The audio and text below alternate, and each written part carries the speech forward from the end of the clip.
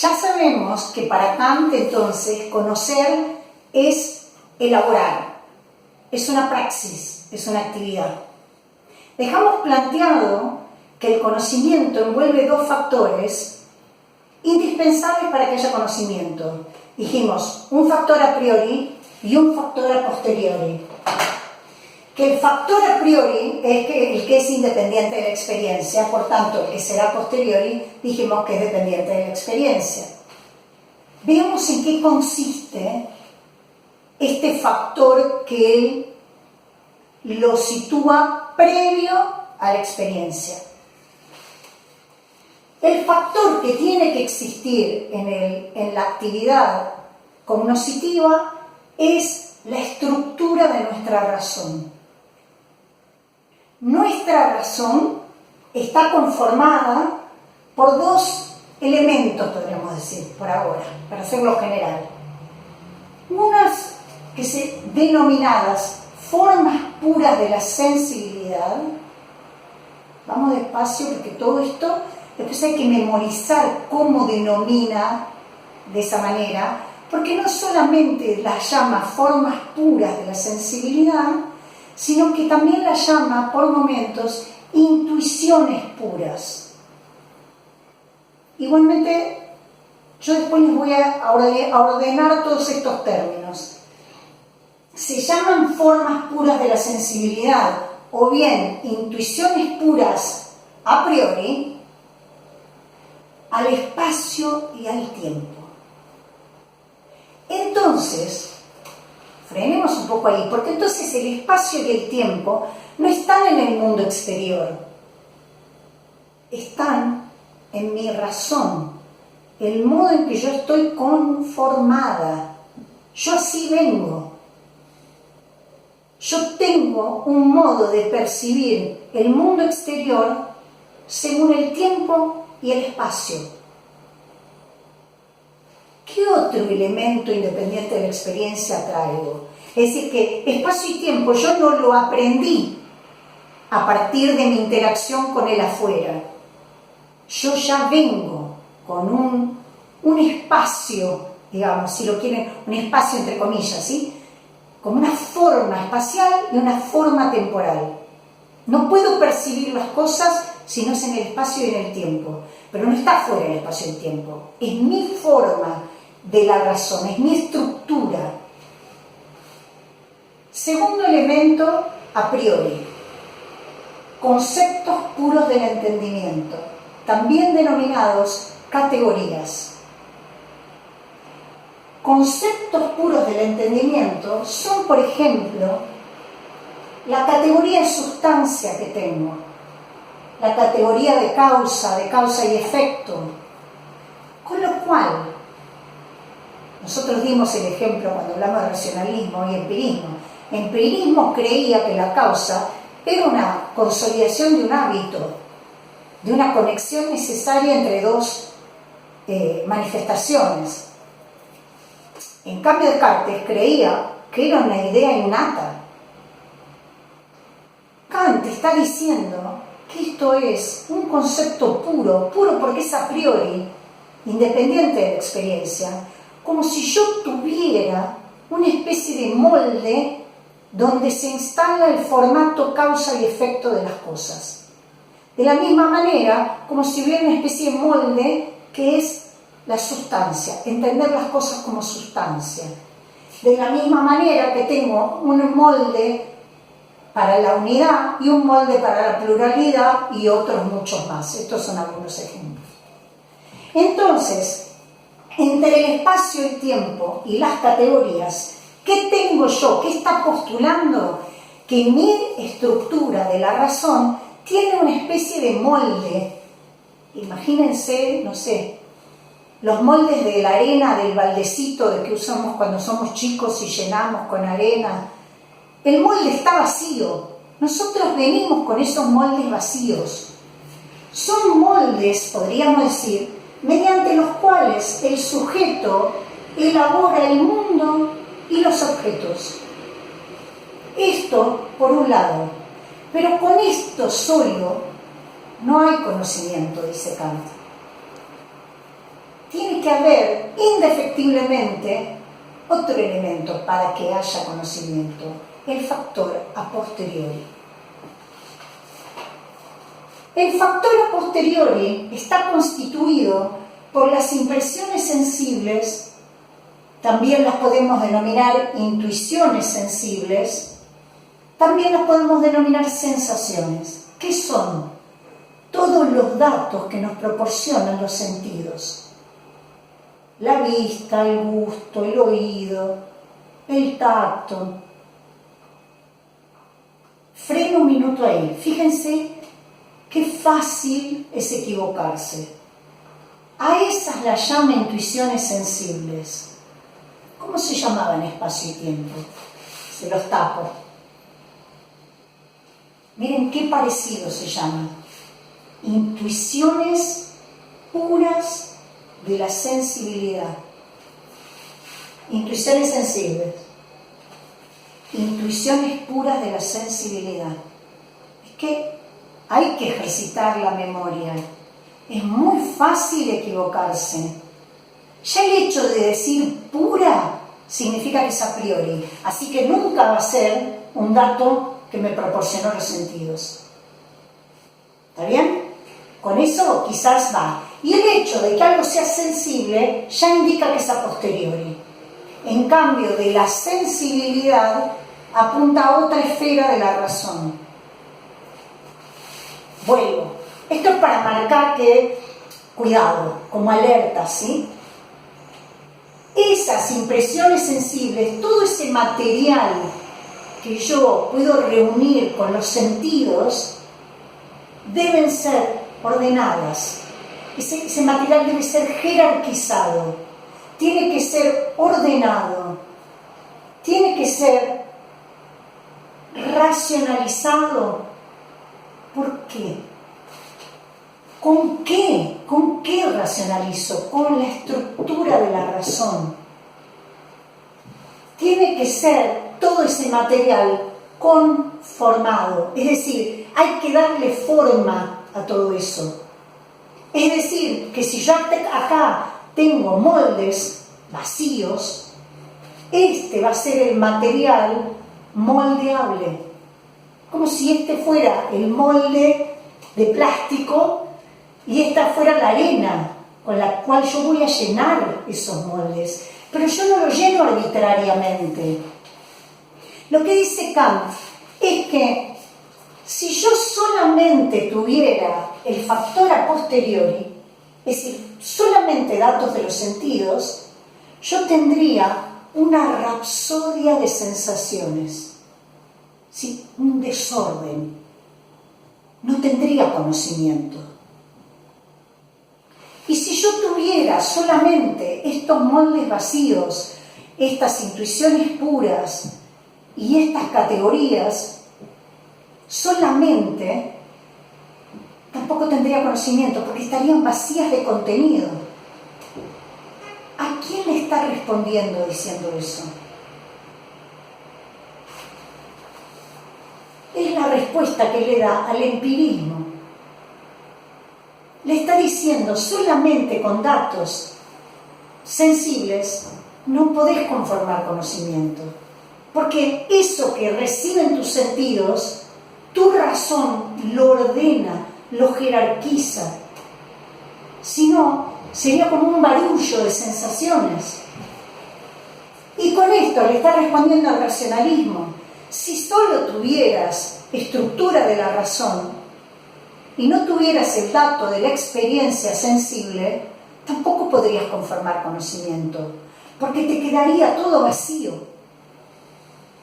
Entonces, yo ya acá podría preguntarles, supongamos, juguemos, supongamos que estamos pensando en términos de forma y contenido.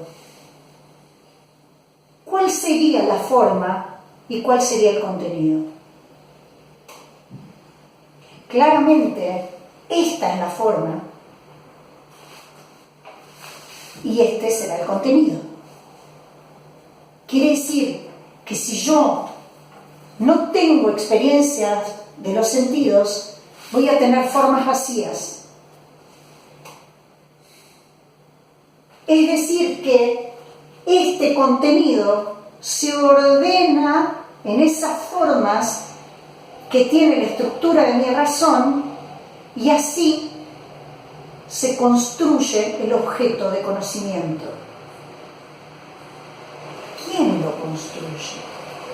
¿Quién hace todos esos órdenes? ¿Quién ordena tantas cosas? ¿Quién jerarquiza? El sujeto. ¿Con qué?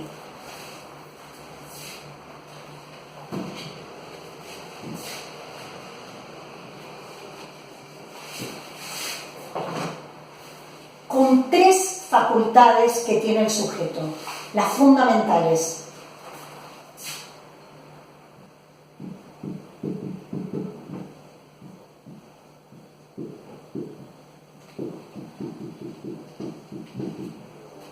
Imaginación,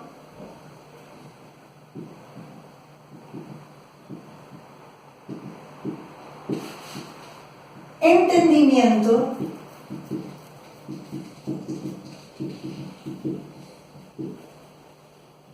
y razón.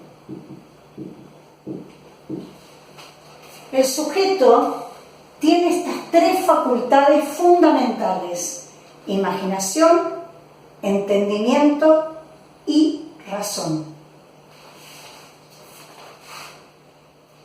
Las que operan en el acto de conocer son imaginación y entendimiento. Estas son las dos que operan.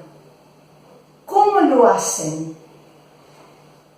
La imaginación es la que realiza una primera síntesis. Quiere decir que cuando yo percibo y tengo percepciones, tengo datos de la sensibilidad, tengo impresiones sensibles, la imaginación las enlaza. Esa primera síntesis la hace la imaginación. Olvídense de la imaginación creativa porque si no se van a confundir. Piensen en que se llama imaginación. La imaginación las enlaza inicialmente y esas sensaciones las ordena primero en el espacio y en el tiempo. La facultad de la imaginación realiza esa primera síntesis espacio-temporal, organiza en el espacio y en el tiempo esas sensaciones y las ordena en estas formas o intuiciones puras de la sensibilidad que son espacio y tiempo. Una vez que hizo este primer enlace, es como si se las diera, estoy diciendo como si fuera una especie de secretario auxiliar, la imaginación, que se las da a su jefe, que será el entendimiento. Como si tuviera un ayudante, que es la imaginación, y una vez que las ordenó en el espacio y en el tiempo, se las da al entendimiento para que el entendimiento haga la segunda síntesis. ¿Cuál es la segunda síntesis? Ordenar eso inicialmente y ya enlazado espacio-temporalmente, eso lo ordena el entendimiento en categorías. Por eso las categorías se llaman conceptos puros del entendimiento, porque el que opera en esa organización es la facultad del entendimiento. Alguien puede preguntar, ¿y la razón? Esperen, olvídense por el momento de la razón, porque la razón no opera en el acto de conocer, solo opera imaginación y entendimiento. Por lo tanto, fíjense que para que se haya podido elaborar un objeto de conocimiento, hizo falta el material sensible, hizo falta el espacio y el tiempo, y luego hicieron falta las categorías. Y luego que se hizo esa síntesis y se conformó o se moldeó, todas esas sensaciones se moldearon, se les dio forma, allí aparece el objeto de conocimiento. Alguien puede decir, pero es mucho tiempo, y yo a la silla la veo de manera inmediata. Claro, porque es muy veloz toda esa operación. Es muy, muy veloz, es muy rápido, y entonces construimos el objeto silla de manera que la verdad que parece que la silla está ahí afuera.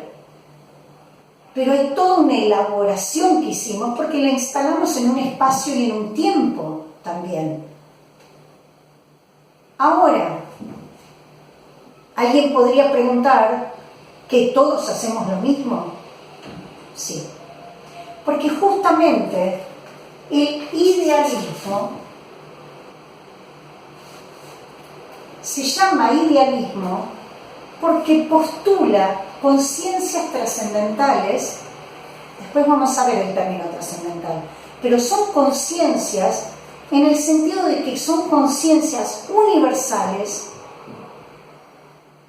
son ahistóricas, valen para mí, valen para cualquier otro sujeto.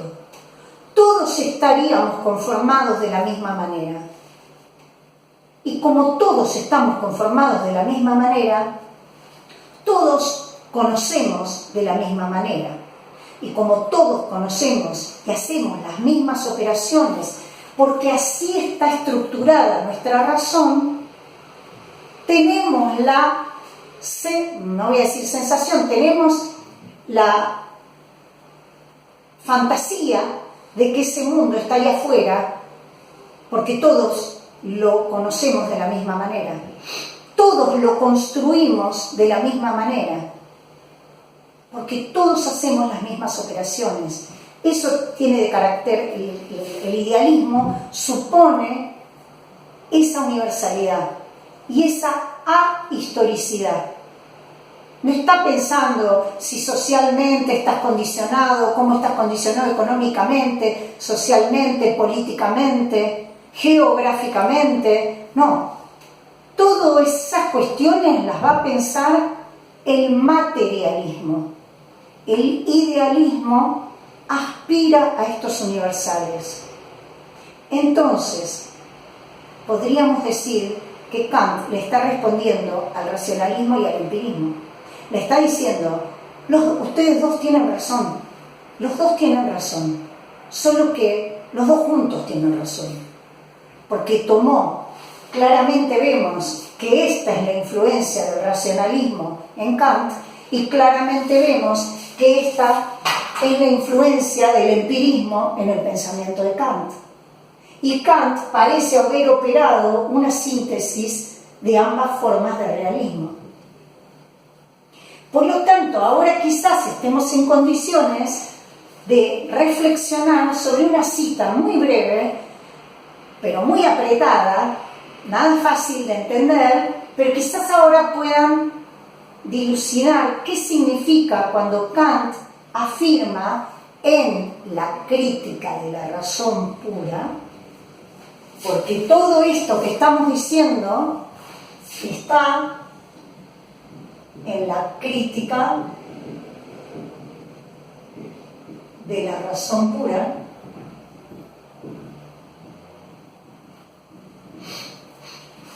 La primera crítica kantiana. Ahora en un rato, pronto vamos a ir ordenando las tres críticas de Kant. Pero en la crítica de la razón pura, dice Kant, pensamientos sin contenido son vacíos. Intuiciones sin conceptos son ciegas. Pensémosla un minuto. Dice, pensamientos sin contenidos, ¿a qué se refiere? Estos serían los pensamientos y estos serían los contenidos. Está diciendo que si tuviera solo este pensamiento, es decir, si solo tuviera el factor a priori, no tendría conocimiento, porque me faltaría el contenido. Coma, intuiciones sin conceptos son ciegas.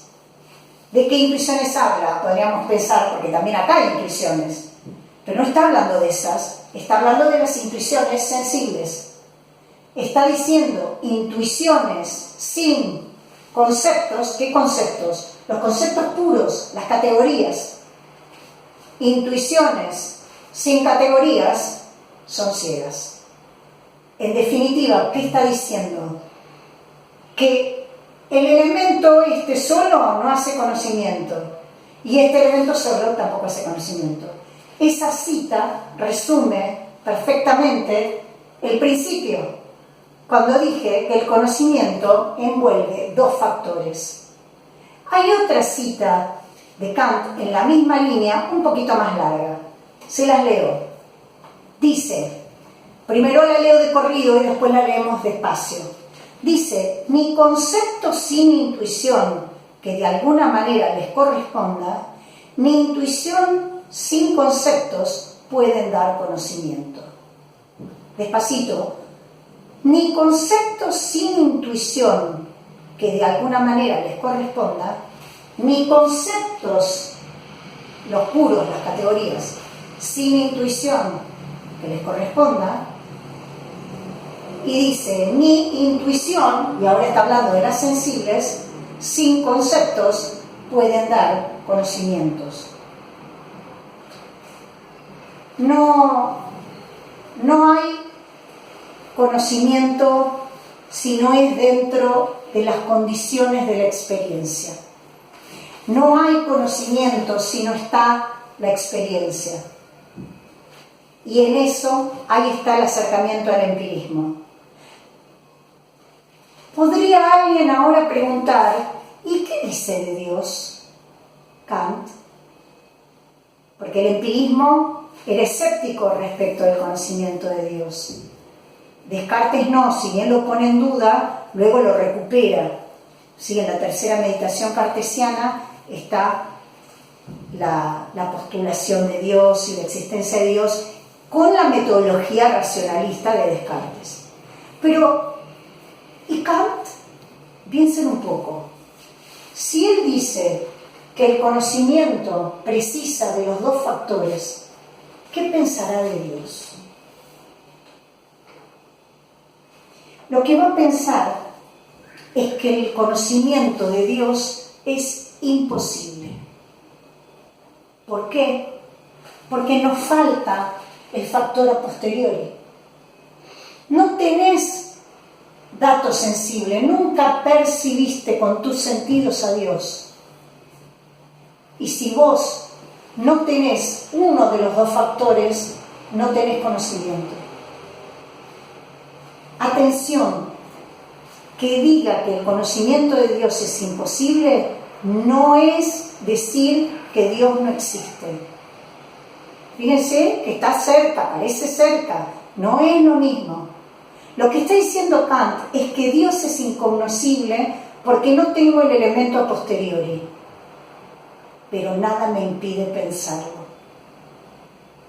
Es más, Kant reconoce que hay una tendencia natural del hombre a pensar lo absoluto.